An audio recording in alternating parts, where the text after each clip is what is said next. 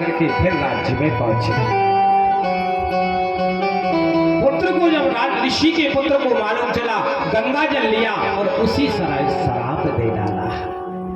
और जैसे ही शराब दिया, जिसने भी मेरे पिता के गले में मरा हुआ सर्प डाला है, हे गंगा तू साक्षी है, शूर तू साक्षी है, सप्तमें दिने घने 7 दिन में वही सर्प जिंदा होकर के उस राजा को फंसे। इस शराब बाणी रूपी निकल गया। तीर से बाण निकल जाए फिर वापस नहीं आता, मुंह से बाणी निकल जाए फिर वापस नहीं होती है। साहब, संसार में सबसे मीठा रसगुल्ला नहीं होता है, बाणी ही होती है। राजा परीक्षित को उसकी आवाज को मालूम चला। राजा परीक्षित ने तत्काल राजपाट छोड़ दिया और गंगा के तट पर जाकर के बैठ गए। हजारों करोड़ों महात्मा बैठे हुए हैं, यही विचार कर रहे हैं 7 दिन में मरने वाले को क्या करना चाहिए। हमारा और आपका 7 दिन का ही जीवन, कोई 8वें दिन जिया, कोई नहीं जीता। 7 दिन, सोमवार को जन्म हुआ है, मंगलवार को बड़े हो गए ना, बुधवार को सगाई हो गई और सगाई होने के बाद गुरुवार को शादी भी हो गई। जब गुरुवार को शादी हो गई, शुक्रवार को बाल बच्चे हो गए, शनिवार को नाती पोता आनंद हो गया साहब। और शनिवार के बाद इतवार लगा और इतवार के रात को 12 बजे ना जाने ऐसा कौन सा झटका आया, उस झटका में गोविंदाय नमो नमः 7 दिन से 8वें दिन कोई नहीं जिया। जीवन में 7 दिन ही प्रधान होते। और ध्यान रखिएगा, आप लोगों ने गाड़ी में सफर किया, कितनी अच्छी मित्रता हो जाती है गाड़ी में। आप अपने भाई को भाई नहीं चाहता और आप यदि बद्री केदारनाथ जाए, हरिद्वार जाए और आप गाड़ी में मिले, भैया राम राम, बोले कहाँ से बैठे, बोले हम सागरई से बैठे, आगे वाला बीना से बैठा, कोई जान पहचान नहीं ना। बोले आप कहाँ जा रहे, बोले हम भी हरिद्वार जा रहे, बोले हम भी हरिद्वार जा रहे। और दोनों की इतनी मित्रता हो गई, उनको तो सीट है लेकिन सागर वाले को सीट नहीं मिली। आओ भाई साहब इसी में बना लेती, बना लिया। आपने 2 रुपए की मूंगफली ली ना, आप भी पाइए। थोड़ी देर बाद नाश्ता की बोतली खोली, दादाजी आप भी पाइए। इतनी, अबे कोई जात नहीं पूछी, कोई बात नहीं पूछी, कोई गांव नहीं पूछा, इतनी मित्रता हो गई उस गाड़ी में भैया, जितने सगे भाई से भी प्रेम नहीं, जितना प्रेम गाड़ी में हो गया। और सफर पर पहुंची, अपनी स्टेशन पर पहुंची, गाड़ी लौट करके आ गई। और जब आप उतरने लगी ना, उतरने के बाद बोले राम राम, भगवान करेंगे तो फिर कभी मिलेंगे। किसी की स्टेशन सागर की है, किसी की स्टेशन दमोई की है साहब, किसी की बीना और झांसी है, उतरना ही पड़ेगा।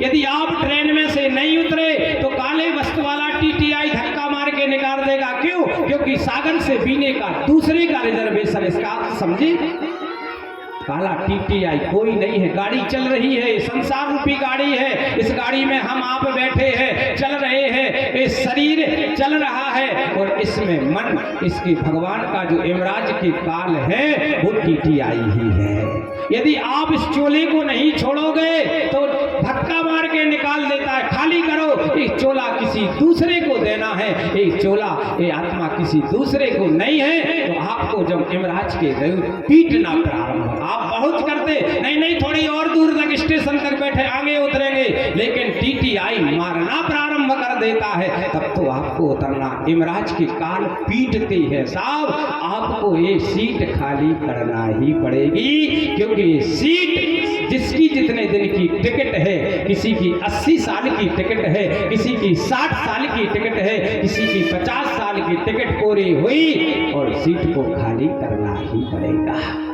तो राजा परीक्षित को 7 दिन का श्राप लगा।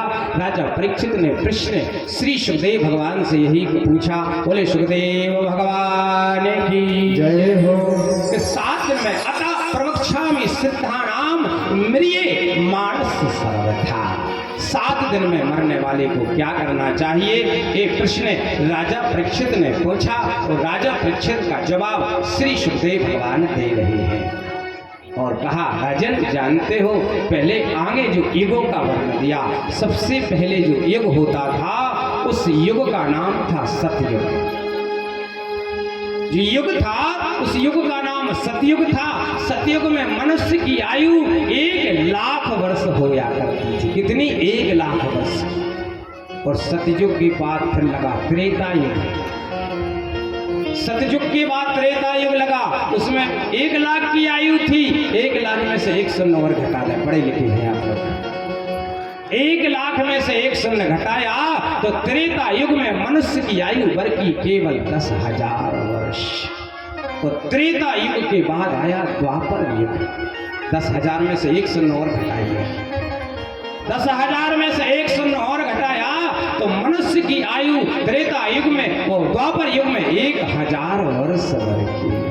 उसके बाद लगा कलयुग। 1,000 में से 1 शून्य और घटाए भैया, मनुष्य की आयु बढ़ी केवल 100 वर्ष। जो जीता है वो राम जी ही जाने, केवल 100 वर्ष की प्रधानता दी है और इस जीवन का कोई ठिकाना नहीं है। कब भाई क्या हो जाए। अभी अभी सब 1-1.5 साल पहले कोरोना ने सबको सिखा दिया क्या संबंध होता है साहब, क्या जोड़ना होता है। कोरोना ने वो ज्ञान करा दिया जो ज्ञान बड़े बड़े वक्ता, बड़े बड़े महात्मा नहीं करा पाए। कोरोना ने सब सिखा दिया। जीवन क्षण भंगुर की कलिका है साहब, क्षण भंगुर जीवन की कलिका, कल प्रात को जान खिली ना खिले, मलयागिर की सुमंद किसी में चली ना चली, अकाल उठार लिए फिरता तन नम्र की चोट झिली ना झिली। भैया कब मृत्यु का संकेत आ जाए तो आपको जाना पड़े, इसका कोई ठिकाना नहीं है। आज वाणी को यही विराम करते हैं। आज भागवत का 3रा दिन है, हम केवल पहले स्कंद तक पहुंच पाए।